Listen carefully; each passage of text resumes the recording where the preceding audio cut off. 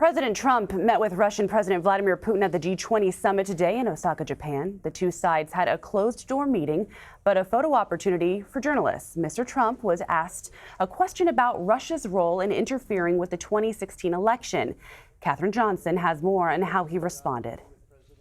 President Trump shared a lighthearted moment about election interference during his meeting with Russian President Vladimir Putin.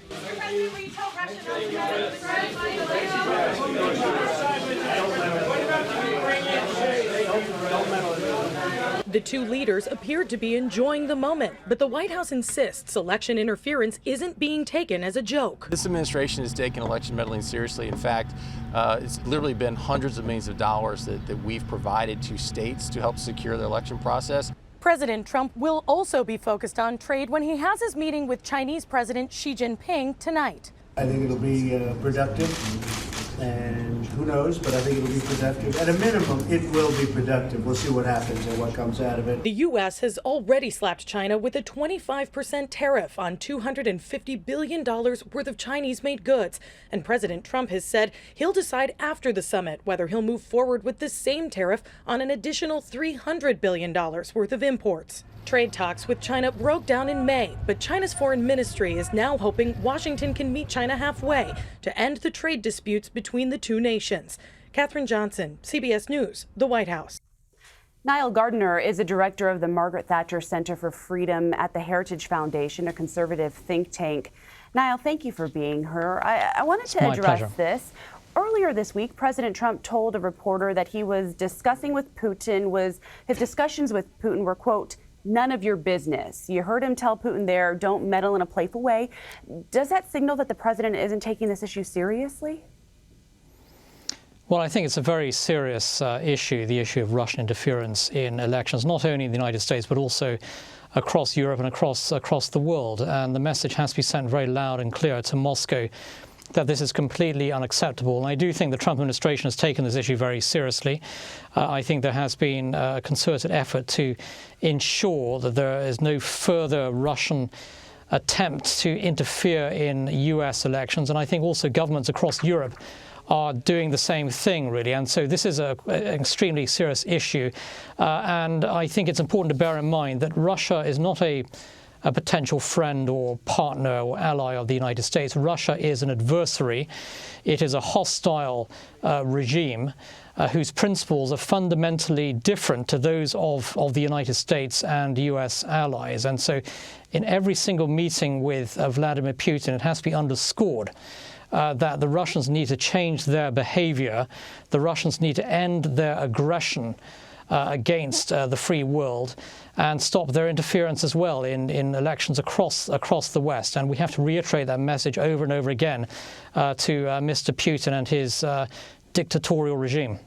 We know that the president has faced backlash at home for his relationship with Putin. How are America's allies viewing these interactions? And do you think that they could hurt his talks with other world leaders at the G20 summit?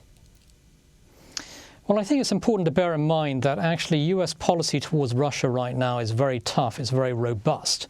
And if you look, for example, at the increase in US forces on the ground in Europe, the strengthening of sanctions that are in place, the supply of defensive weapons to Ukraine, on every single front, the US approach towards Russia is very, very tough. It's important, I think, that the president reflects the actual policies that are in place and sends a very clear message to President Trump on many, many fronts that his behavior is unacceptable.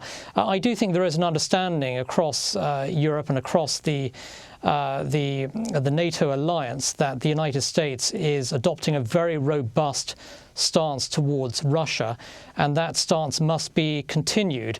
It's imperative that all NATO allies increase their defense spending and step up to the plate and increasingly shoulder a big part of the burden as well in terms of confronting the Russian military threat. So I think it's significant that you have seen NATO spending increase over the last 2.5 years.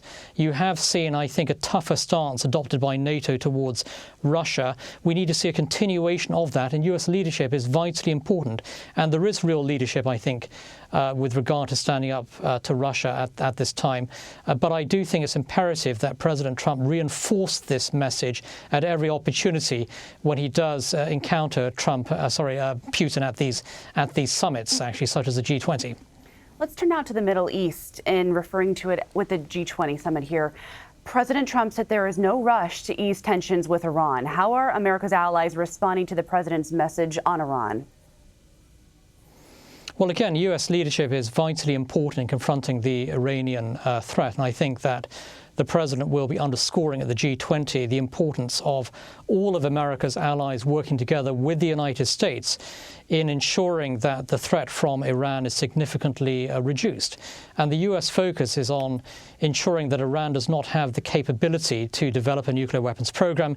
It does not have the capability to threaten the entire Middle East, and ends its support for terrorism and overseas interventions in Yemen, Syria, Iraq, for example. And I think that it is important that the entire free world works together with the United States. Unfortunately, I think in Europe at this time, especially with France, Germany, the European Union as a whole, there is an appeasement mindset that is in place towards Iran. I think the European countries are placing business interests ahead of national security.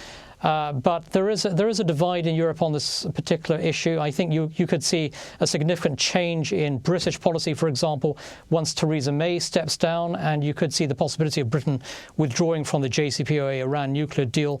There's also, I think, unhappiness in parts of Eastern and Central Europe with the EU approach towards Iran. So Europe is not united on this issue, but I have to say that it's very disappointing to see Germany and France in particular trying to sidestep US sanctions against Iran. We need to see all US allies working together in confronting the Iranian threat. I think a lot of people would agree with you on that point. The president is also meeting with Chinese President Xi Jinping tonight.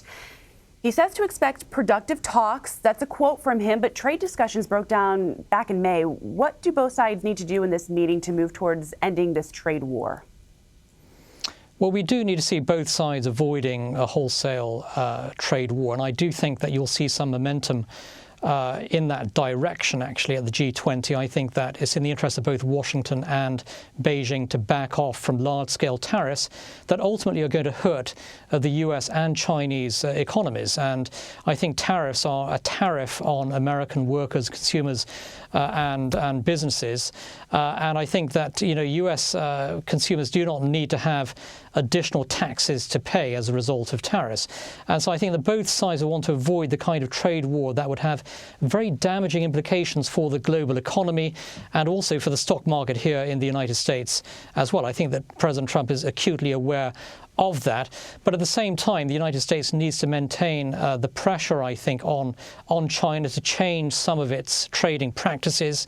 And I think there will be more targeted approaches taken by the United States in terms of addressing what is seen as a significant national security threat as well coming from China. So, for example, Huawei is seen as a national security threat here in the United States. I expect that you're going to see the continuation of US measures in place against Huawei and other Chinese high-tech companies that are seen as a national security problem for the US. Nile Gardiner, thank you so much. My pleasure. Thank you.